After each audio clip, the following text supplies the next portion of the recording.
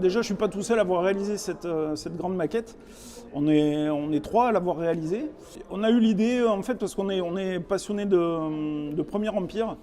Et donc, on a commencé par réaliser une petite bataille de Waterloo.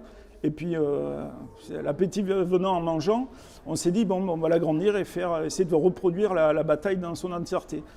Chose qu'on n'a pas pu faire là parce qu'on a manqué de temps à cause du Covid. Donc en fait, on essaie de faire au plus précis, tout en conservant un compromis avec le jouet, puisqu'on ne peut pas faire 100% réaliste avec ce support-là. Je m'appuie en général sur des films historiques. J'ai pas mal visionné le film Waterloo. Et forcément, pour faire ça, il faut être passionné.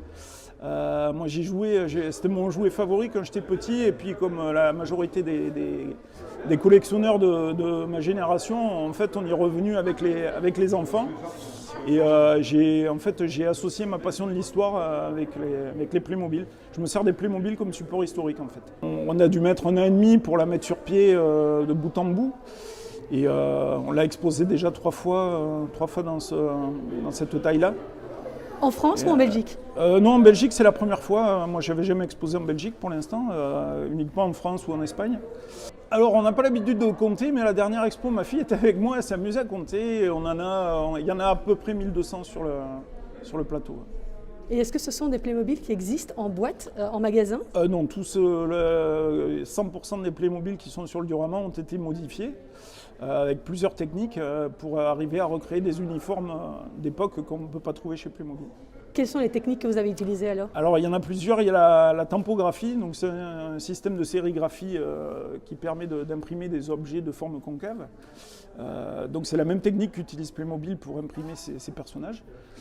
Donc il y a déjà ça pour créer des uniformes, et ensuite on crée des pièces qui sont moulées en résine, comme des figurines en fait, pour fabriquer des chapeaux, des sacs à dos, d'autres choses. On utilise un petit peu la technique de la 3D.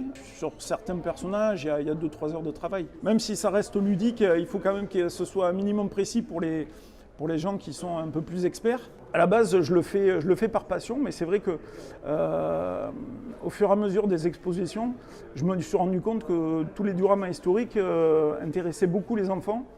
Et c'est vrai que j'ai rencontré beaucoup de garçons, souvent entre 10-12 ans, qui s'intéressaient beaucoup au Premier Empire. Et c'est vrai que c'est vraiment intéressant d'échanger avec eux et de voir qu'il y a une relève qui arrive. Et donc c'est vrai que moi ce qui m'intéresse, c'est le côté ludique. Et c'est vrai que ça attire tout le monde. Et ça intéresse une plus grande, on va dire un plus large public que des figurines classiques.